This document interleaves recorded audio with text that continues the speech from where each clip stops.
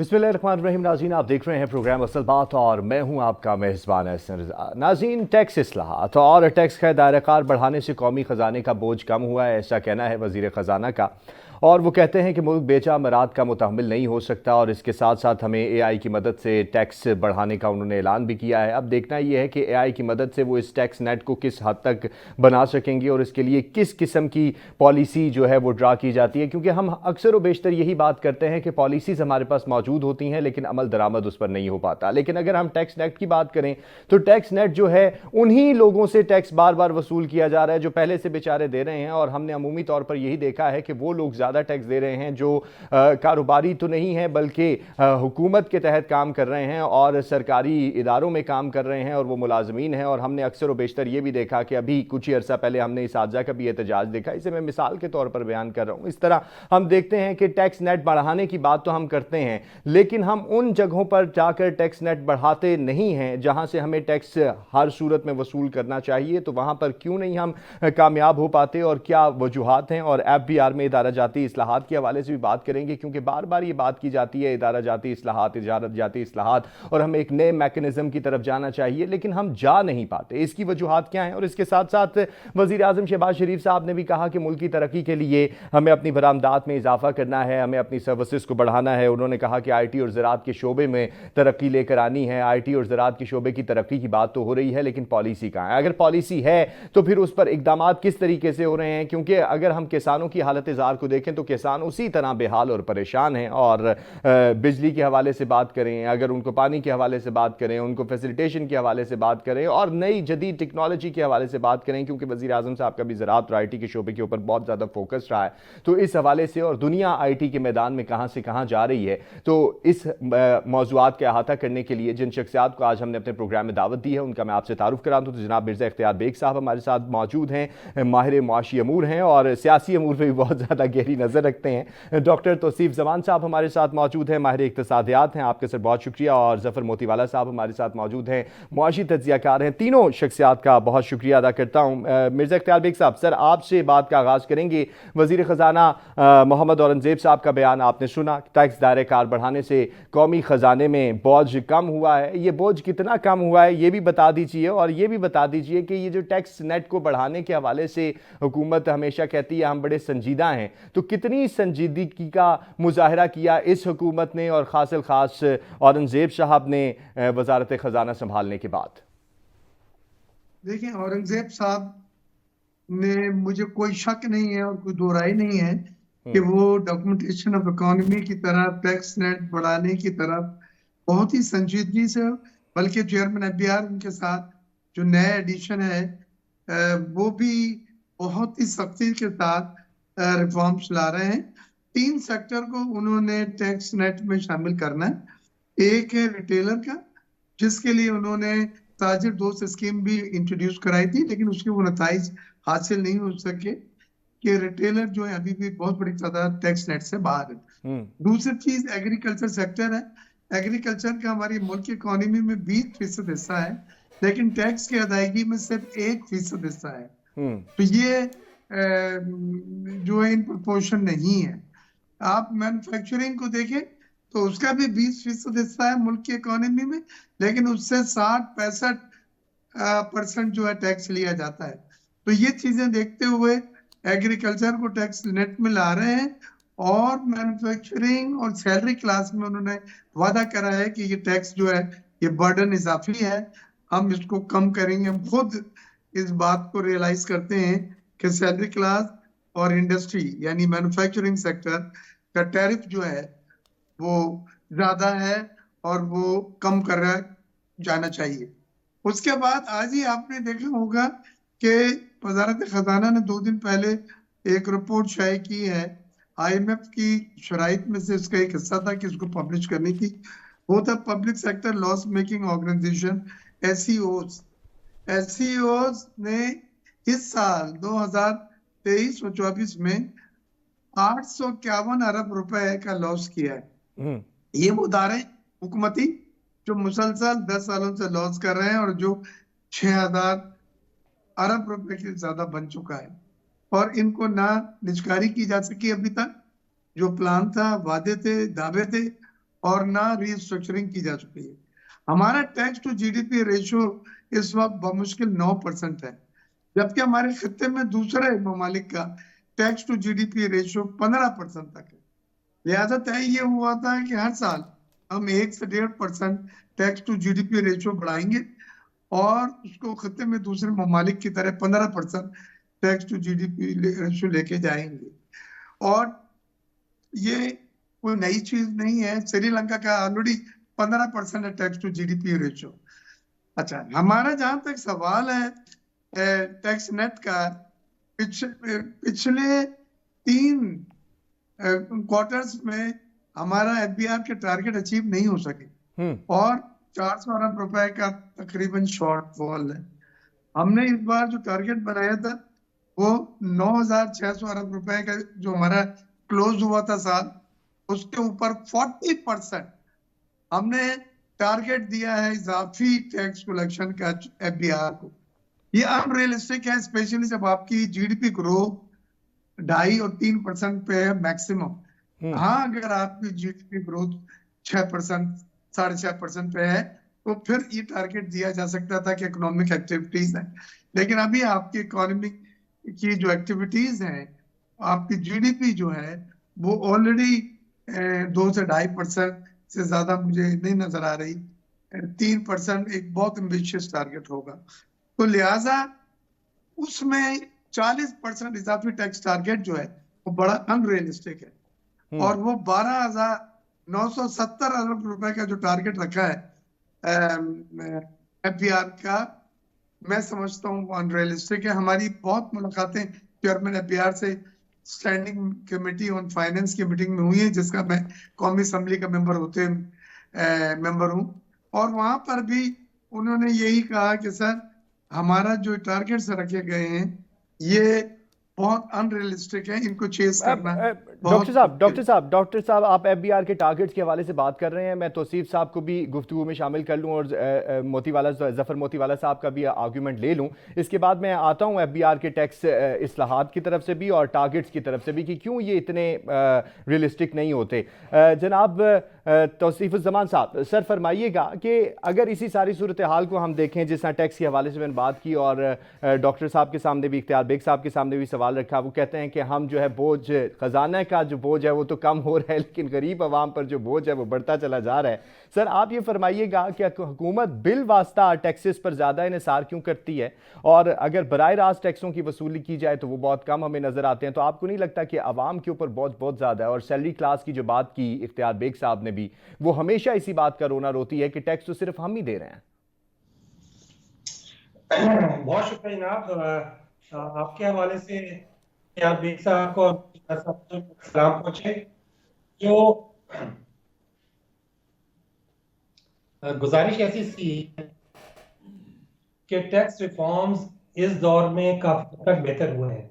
अच्छा। हमने ये देखा कि जब जो जिन्हें आप वो टैक्स जो कि हम रिटेल पे देते हैं, क्योंकि सब लोग दे रहे हैं, उस पे किसी को कोई एतराज नहीं है कि उसमें बाहर निकलने का मफर ही कोई नहीं, तो हर कोई वो टैक्स दे देता है। लेकिन जब हमें ये पता हो कि जो मोतीवाला साहब है उन्हें तो टैक्स देना पड़ रहा है, लेकिन जो तौसीफ ज़मान है वो बच सकता है इससे, वहां पे मोतीवाला साहब को उस पर एतराज होगा। जब हम एआई के टूल्स दें, जो टूल्स हैं वो लेके आ रहे हैं, और ये बहुत इंकरेजिंग है कि इवेंचुअली सूनर और लेटर हमने बिला शिरकत बिला इम्तियाज सब लोगों से मेरिट पर जिनका जो टैक्स बनता है, हमें ये पता हो कि इससे हम नहीं बच सकते, तो किसी को उसके देने पे एतराज नहीं होगा। ये तो हो गया एक मामला। दूसरी बात जो इसमें अहम है वो ये कि एसओईज ये वो इदारे थे कि जिन्होंने परफॉर्म करना था लेकिन समाव नहीं कर सके। ऐसे में हमने देखा कि एक इदारा रेलवे का उठता है, रेलवे कंस्ट्रक्शन कंपनी, जो कि वो इदारा पिछले 40 सालों में 4 अरब का काम किया था उसने, और पिछले 4 सालों में 44 अरब का काम कर दिया। सही। अब उसमें ऐसा क्या हुआ? हमने देखा कि एक प्राइवेट सेक्टर से सीईओ लेके आए और उसको फिर एशियन डेवलपमेंट बैंक साहब ने रिकॉग्नाइज किया कि स्टेट ओन एंटरप्राइज का टर्न अराउंड हो सकता है। 1 जनवरी से जो इस दफा अच्छी बात हुई कि स्टेट ओन एंटरप्राइजेस के नए बोर्ड जो है वो सामने आ गए। अब ये जो टाइम है ये बड़ा इंटरेस्टिंग सा है। हम देखते हैं कि अगले आने वाले हफ्तों और महीनों में जो नया एसओई एक्ट है इसमें हम लोग कैसे चीजों को अनफोल्ड होकर देख सकते हैं। जो यकीनन जो हमारी स्टेट ओन एंटरप्राइजेज है ये रेवड़ियां नहीं है, ये हमारे कौमी असासे हैं। लेकिन जैसे इसे हम बेटर मैनेजमेंट मिलेगी तो वहां पे हमें इसका बेहतर रिजल्ट नजर आएगा। इसी में एक और अच्छा इनिशिएटिव हुआ कि वजारत खारजा ने जो लुक अफ्रीका की पॉलिसी थी उसको एक्टिवेट किया। हमने देखा कि nothing less than the additional foreign secretary या डायरेक्टर जनरल अफ्रीका वो अपने दफ्तरों से निकलकर पूरे पाकिस्तान के दौरे कर रहे हैं और नई अपॉर्चुनिटीज लेके आ रहे हैं पाकिस्तान के लिए, जैसे कि रवांडा, कीनिया, आपके मोरक्को, अल्जीरिया, यहीं पे पाकिस्तानी इकोनॉमिक जोन्स अनाउंस किए जा रहे हैं। साथ ही साथ हम देखते हैं कि नए मेड इन पाकिस्तान की जो सिंगल कंट्री एग्जीबिशन है वो रोल आउट हो रही हैं। साथ ही साथ जो हमारे इंफ्रास्ट्रक्चर के प्रोजेक्ट्स हैं वो सऊदी अरेबिया में उठाने पाकिस्तानी कंपनीज जा रही हैं। तो जो हमारी स्टेट ओन एंटरप्राइजेज हैं इनको अगर हम प्लग इन करें जो सऊदी अरेबिया में डेवलपमेंट हो रही है या जो अफ्रीका में डेवलपमेंट हो रही है तो हमें इसके रिजल्ट्स बेहतर नजर आने शुरू होंगे। ये एक कलेक्टिव जॉब है।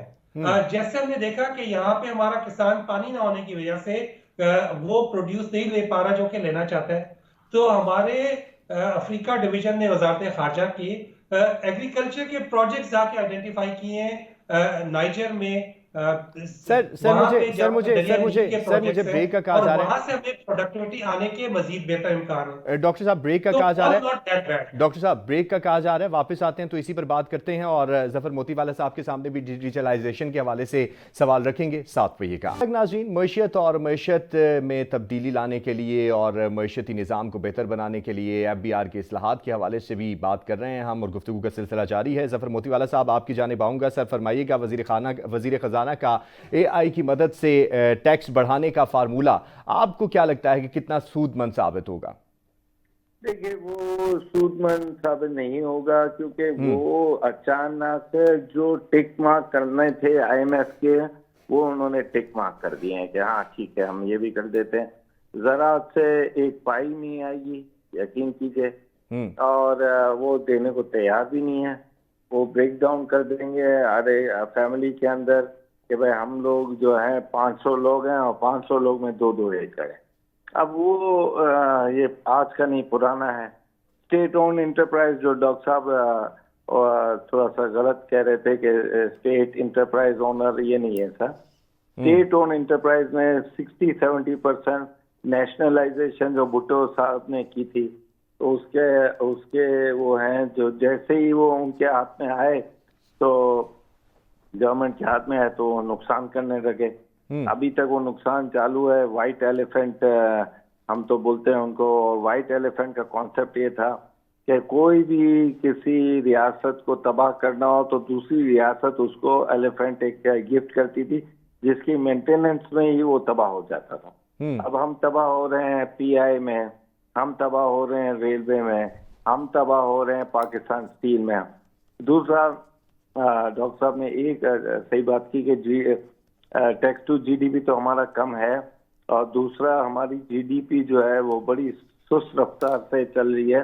लेकिन एक बात ये अच्छी हुई कि ये जो है हम बैंक्रप्सी से निकल गए, तो ये सब चीजें देखते हुए ये जो पॉलिसीज हैं, ये policies in the paper work पर वो जो कहते हैं ना कॉन्सेप्चुअली बड़ी अच्छी हैं, लेकिन इनका आउटपुट जो है वो सही नहीं निकला।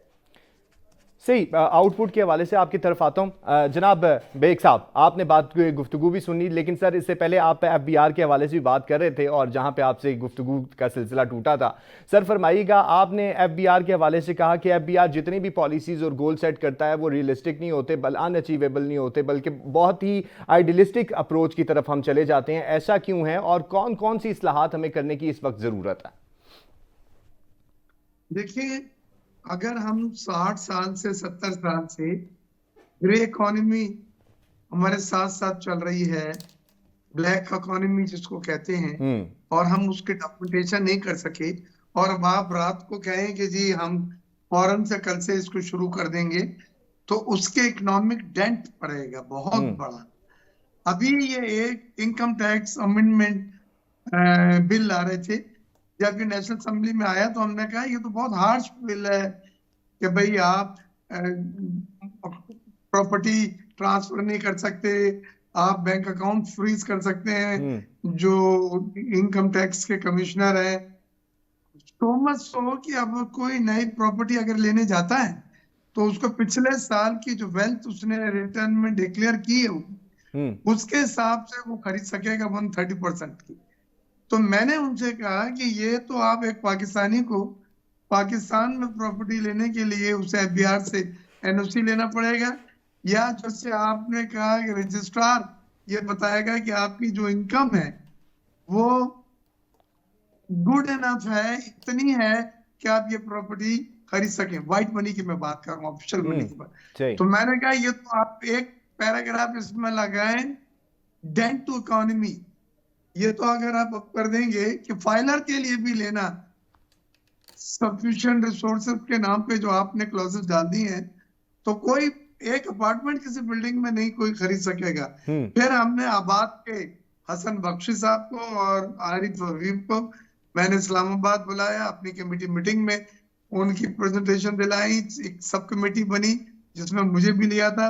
4 मीटिंगें 1.5-2 घंटे की हुई हैं और आपको बताते हुए मुझे खुशी हो रही है कि वो अभी हमने जो अमेंडमेंट आ रही थी जल्दी उसको हमने कहा कि नहीं ये आप ऐप जैसा कह रहे हैं ये बना के इसकी प्रेजेंटेशन दें और अभी इतना सख्त कवानीन को इम्प्लीमेंट ना करें। और मेरा ख्याल से अब ये बजट के बाद ही इसको हम टेकअप करेंगे क्योंकि बजट में दूसरी तरजीहात हैं। कहने का मेरा मकसद ये है कि ये बात तो सही है कि डॉक्यूमेंटेशन अब इकोनॉमी करना चाहिए हमने, लेकिन ये बात पे मैं इत्तेफाक नहीं करता कि आपने 60-70 साल से जो ग्रे इकोनॉमी जो हमारी ऑफिशियल इकोनॉमी के तकरीबन बराबर है उसको साथ लेके चल रहे थे, अब आप ग्रे इकोनॉमी को खत्म करके डॉक्यूमेंटेशन ऑफ इकोनॉमी करना चाहते हैं तो ये एक चीज गलत होगी और इसका इकोनॉमी पर असर पड़ेगा खराब। लोग बाहर पैसे फ्लाइट ऑफ कैपिटल होगा, दुबई में 5 और 4% की ड्यूटी के ऊपर प्रॉपर्टी ट्रांसफर होती है। हमारे यहाँ आप देख लीजिए कि उसका 25-30% तक उसका टोटल इम्पैक्ट पहुंच जाता है। तो ये सब चीजें हैं, रिफॉर्म्स आनी चाहिए, लेकिन ये रिफॉर्म जो है हेस्टी ना हो, ये रिफॉर्म वर्केबल हो, स्टेक होल्डर से डिस्कस करके बनाई जाए और फेज वाइज इसको इम्प्लीमेंट किया जाए, नहीं तो इसका इकोनॉमी पे बड़ा डेंट पड़ेगा। सही, रिफॉर्म्स लाने के लिए स्टेक होल्डर्स को भी लाना पड़ेगा टेबल के ऊपर। जनाब तौसीफ साहब, आपने जिस तरह डिजिटलाइजेशन की बात की, सर ये बताइए कि डिजिटलाइजेशन कितनी शफाफियत ला पाई है, क्योंकि आपने तो बड़ा खैर मकदम किया एआई के हवाले से भी, या फिर मजीद पेचीदगियाँ हुई हैं पैदा। और अगर हम देखें कि फेडरल बोर्ड ऑफ रेवेन्यू जो है वो टेक्नोलॉजी के मुताबिक खुद को कितना मौसर तरीके से ढाल पाया? ये हिस्टोरिकली दुरुस्त है कि जो हुकूमती मशीनरीज दुनिया भर में होती हैं वो रेजिस्ट करती हैं एआई को, टेक्नोलॉजी को लाने में, क्योंकि उनका जो कारोबार है उससे फर्क पड़ता है, जो कमाइयां उनकी उस पर इम्पैक्ट आता है, तो यकीनन रेजिस्टेंस पाई जाती है। जो ट्रेडिशनली ऐसा ही है कि हुकूमती मशीनरी रेजिस्ट करती है और वो लोग जो कि कहते हैं जब तक बच सकते हैं बचे। अभी भी जितने टैक्स एडवाइजर वो कहते हैं जितना अनडॉक्यूमेंटेड रह सकते हैं उतना ही बेहतर है। लेकिन अगर पाकिस्तान ने कहीं तरक्की करनी है तो डॉक्यूमेंटेशन के अलावा कोई दूसरा रास्ता नहीं है। जो ये चीज रोजे रोशन की तरह आया है कि जो टैक्स की जो इख्तियार बेग साहब ने फरमाया कि रेशो जो है वो मिनिमल होनी चाहिए। जितना ज्यादा अभी जो हमारी जो टूरिज्म है, टूरिज्म पे 106% 104% ड्यूटी है। अब 104% ड्यूटी कौन देगा? उसके दो ही हल रह जाते हैं, या तो ये कि उनको इंपोर्ट ही ना करे या फिर ये कि उसे अंडर इन्वॉइसिंग करे। ये दोनों वो चीजें जो कि बैरियर्स हैं इन्वेस्टमेंट्स के। तो हमने थ्रू आउट एक ट्रांसफॉर्मेशन देखी है कि पाकिस्तान में हर वो इदारा जिसकी जिम्मेदारी है कि पाकिस्तान तरक्की करे, पाकिस्तान के अंदर इन्वेस्टमेंट आए, टैक्स कलेक्शन हो, वही लोग बैरियर्स इसके अंदर लगाते चले जाते हैं। जो सक्सेसफुल मॉडल्स हैं वो हमने देखा मुशर्रफ साहब के दौर में कि हमने सेल्फ असेसमेंट पे गए और हमने रिकॉर्ड रेवेन्यूज जनरेट किए। सो इसमें कोई रॉकेट साइंस नहीं है। लेकिन दूसरी तरफ हमने देखा उस दौर में भी कि जो टैक्स हुकाम थे उन्होंने कहा अच्छा हमारा तो सेल्फ असेसमेंट में चलेंगे, कोई काम नहीं, उन्हें कस्टम ग्रुप के लिए अप्लाई कर दिया। कस्टम ग्रुप जो है कोर्ट्स में चले गए कि ये हमारे कैटल में नहीं आ सकते। सो ये एक हिस्टोरिकल एवोल्यूशन चल रहा है। हमें देखना ये कि जो बेस्ट प्रैक्टिसेस है उनको टेकअप करें, जो जितना को बेहतर हो सकता है उतना धक्का लगाएं, वरना तो जो मिडिल ईस्ट है या जितनी कंट्रीज है यहाँ से फ्लाइट ऑफ कैपिटल तो हो ही रहा है और ये मजीद होगा। लेकिन हमने देखा कि ब्लेसिंग इन डिस्गाइज वो लोग जो पिछले चंद साल में यहाँ से माइग्रेट करके गए होपलेस होके, उन्होंने वहां से रेमिटेंस एक्सपोर्ट हमें भेजी वापस, तो हमने फिर देखा कि रेमिटेंस हमारे नए रिकॉर्ड्स कायम होना शुरू हो गए। सो पाकिस्तान के जो सरप्लस है वो हमने देखा कि हम उसे यूटिलाइज करके भेजे तो उससे हमें इंपैक्ट आ रहा है इकोनॉमी पे। छोटे छोटे डिसीजन, यकीनन सारे के सारे डिसीजन सही नहीं हो सकते, लेकिन जो हमारे पास करंट सिनेरियो में इंफ्रास्ट्रक्चर मौजूद है, जो SIFC मौजूद है, जो ब्यूरोक्रेसी मौजूद है, जो प्राइवेट सेक्टर के लिए लोग मौजूद हैं, अपने अपने अपने एंड से जो हम कंट्रीब्यूट कर सकते हैं वो कर रहे हैं और करते रहेंगे। सही, कंट्रीब्यूट करने की बहुत ज़्यादा ज़रूरत है। और यहाँ पर ब्रेक ले रहे हैं, वापस आते हैं तो मजीद इसी हवाले से बात करते हैं। हमारे साथ रहिएगा। वेलकम बैक नाज़रीन। टैक्स इस्लाहात और मुल्क में मईशत के हवाले से गुफ्तगू का सिलसिला अब जारी सारी है। जनाब ज़फ़र मोतीवाला साहब, आपकी जानिब आऊँगा। सर, आपने कहा कि हमने बहुत सारे वाइट एलिफेंट्स तो पाल रखे हैं लेकिन हम उन्हें संभाल नहीं पा रहे, पॉलिसियाँ बहुत ज़्यादा शानदार हैं और पॉलिसीज़ का आउटपुट नहीं है। आप क्या कहाँ पर निशानदेही करेंगे कि कौन कौन सी ऐसी पॉलिसीज़ आपको लगती हैं कि हुकूमत को इनमें बेहतरी लाने की ज़रूरत है और इनका कोई हमारे किसी भी मैशत में किसी भी किस्म का कोई अमल दखल नहीं है और इनको ख़त्म करने के बाद हुकूमत जो है वो बेहतरी की जानिब जा सकती है? देखिए, पॉलिसीज जो नई इंट्रोड्यूस की गई हैं वो कट एंड पेस्ट हैं। इंटरनेट पर आप भी निकाल लोगे और कहोगे कि ऑस्ट्रेलिया में क्या टैक्स पॉलिसी है या न्यूजीलैंड में क्या टैक्स पॉलिसी है, वो कट एंड पेस्ट है, उसकी फिक्र नहीं है। पाकिस्तान के माशरे में वो फीजेबल है या वो लोग देंगे या नहीं देंगे, ये क्वेश्चन है। और ये क्वेश्चन का सबसे बड़ा आंसर ये है कि वो नहीं देंगे। अब मैं पर्सनली ज़राअत पर कोई 20 साल से बोल रहा हूँ कि भाई आप टैक्स लगाएं। मुझे खुद शब्बर जैदी जो अभी थोड़े दिनों पहले टैक्स के ABR के बड़े बने थे, उन्होंने कहा यार लगाने का फायदा नहीं, वो देंगे नहीं। मैंने कहा कि पहले आप लगाओ तो सही, फिर रेंजर्स भेजो, फौज भेजो, जमीनों का टैक्स का पेपर निकलवाओ। वो नहीं देते तो जमीनों पर कब्जा करो। क्या है आप इस तरह के भाई नहीं देंगे और नहीं होगा और नहीं हो सकता, ये ना करें। यानी सर हम ये कहें कि अभी पॉलिसी बनी नहीं है लेकिन जवाब हमने पहले उससे निकाल लिया है कि ऐसा मुमकिन ही नहीं है। बिल्कुल, मैं निकाल कर आपको दे रहा हूँ कि ये पॉलिसीज जो हैं वो अच्छी सब लगती हैं ऑन द पेपर, पर ये पॉलिसीज इम्प्लीमेंट करने वाले लोग नहीं हैं। वो जो आपने प्रोग्राम के स्टार्ट में बोला था कि बेचारे, वो बेचारे सिर्फ गवर्नमेंट के जो नौकरी में हैं उनका ही टैक्स नहीं, वो बेचारे हम लोग भी हैं, कैपिटल मार्केट वाले भी हैं, जो पूरी बिल्डिंग जो है वो अमेरिकन स्टाइल में चल रही है, यानी वाइट चल रही है, और बाकी पूरा मुल्क जो है अफगानिस्तान चल रहा है कि कैश पर काम हो रहा है ना। अभी थोड़े दिन से वो टेक्सटाइल्स वालों को नहीं और अपना बिल्डर्स को, अपना रिटेल वालों को, और वो क्या है उससे आप रेजिस्टेंस तो देखिए किस तरह की रेजिस्टेंस आ रही है, रोडों पर आ रहे हैं, झगड़े हो रहे हैं। ये जो सेक्टर्स हैं ये टैक्स भरने को तैयार ही नहीं है। हमें चाहिए कि इस पर ज्यादा काम करें। और औरंगजेब साहब खुद भी बोल चुके हैं कि भाई हम जो है आहिस्ता आहिस्ता ब्लैक इकोनॉमी को वाइट करेंगे। ये आहिस्ता आहिस्ता की अब स्पीड जो है मुल्क अफोर्ड नहीं कर सकता। सही, आहिस्ता आहिस्ता की स्पीड को थोड़ा सा तेज करना पड़ेगा। बेग साहब की जानिब आता हूं। बेग साहब, सर आहिस्ता की स्पीड को तेज कैसे करना है ये भी फरमाइए। और साथ में वजीर आजम साहब कह रहे हैं कि 5 साल के अंदर बरामदात को हमने $60 अरब तक ले जाने के लिए हिकमत अमली बनानी है और बनाई जाए। तो सर ये अगेन आपसे फिर वही बात है, ये कोई रियलिस्टिक अप्रोच इसमें आपको नजर आती है? और क्या हम इतनी बरामदात तक यानी कि $60 अरब तक हम जा सकते हैं? देखिए, उड़ान पाकिस्तान का प्रोग्राम शहबाज शरीफ साहब ने लॉन्च किया है और उसका एक हिस्सा है कि एक्सपोर्ट्स को आइंदा 3 सालों में $60 अरब तक लेके जाना है हमने। देखिए, हमारी एक्सपोर्ट लेड ग्रोथ जो है वही हमें बेल आउट करेगी। हम जब 4% के बाद जीडीपी की ग्रोथ हासिल करने की कोशिश करते हैं तो दोबारा अफरात दर बढ़ जाता है, आपका इन्फ्लेशन बढ़ जाता है, फिर आपको मार्कअप डिस्काउंट रेट बढ़ाने पड़ते हैं उसको नीचे लाने के लिए, और फिर 21% पे देखा था आपने डिस्काउंट रेट आ गया है, उसकी वजह से फिर दोबारा इन्फ्लेशन कम होता है और ग्रोथ नीचे गिर जाती है। ये हमारा मसला चल रहा है।